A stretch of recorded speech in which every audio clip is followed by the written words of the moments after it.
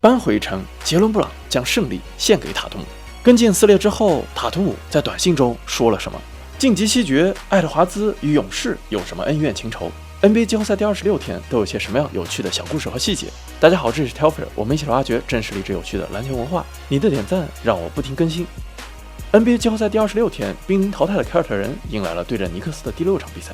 2年前的今天，杰森·塔图姆在对阵76人的抢七大战中得到51分，带队晋级。而今天他却无法出战凯尔特人的生死战。上一场比赛，塔图姆不幸遭遇跟腱断裂，受伤之后，他在与自己的父亲贾斯汀的电话中情绪崩溃。They cried on the phone together, and Jason was asking him, "Why me, Dad? Why me?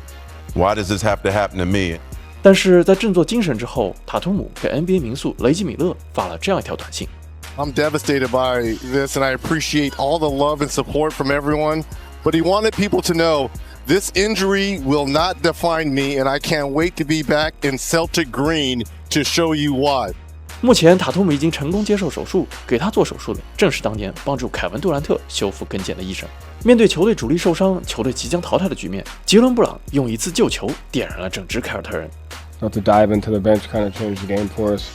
There was other game-changing plays, but I thought that was one of them. So 全场比赛除了布朗得到26分，德里克·怀特得到34分，而科内特拿下7次盖帽。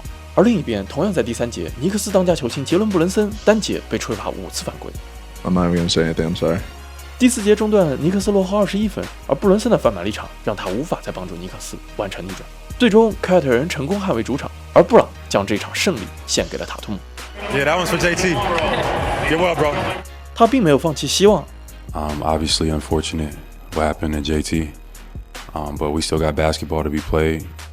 I believe in this group, so.don't count us out just yet. 尼克斯没能在客场终结系列赛，回到主场，他们需要 flat out. We gotta understand who we're facing, and we need to be better, flat out. 众所周知 ，flat 的意思是平、泄气，而在口语中 ，doing something flat out 就是放出所有的气力，竭尽全力。作为形容词 ，flat out 则是彻底的。3个月之前 ，ESPN 的 Zach Lowe 刚刚评论，如果凯尔特人保持健康，那么无法进入总决赛，对于他们来说就是 flat out disaster， 彻彻底底的灾难。In the Jaylen Brown, Jason Tatum era, and if the Celtics are healthy and these other teams are still a mess in April, anything short of a finals appearance for them is a flat-out disaster. 遗憾的是，很明显，如今的凯尔特人并不健康。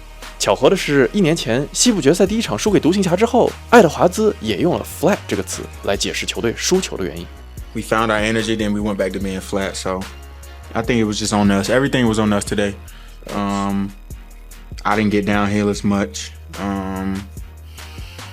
Yeah, just stuff like that. We was just a little tired, probably.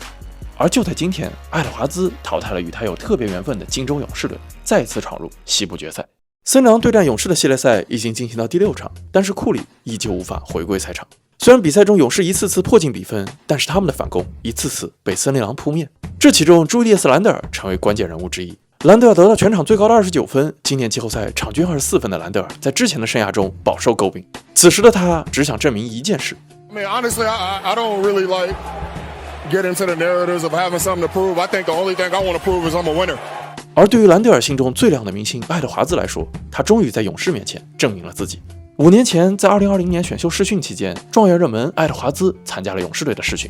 然而，勇士主教练科尔与总经理迈尔斯却对他的训练并不满意。他们的评论彻底改变了爱德华兹的训练习惯。Before he came, I thought I was working hard, and when he came, I was going through the drills, and he kept stopping them. That's all you got. That's all you got. And I'm like, bruh, I'm going hard as you want me to go.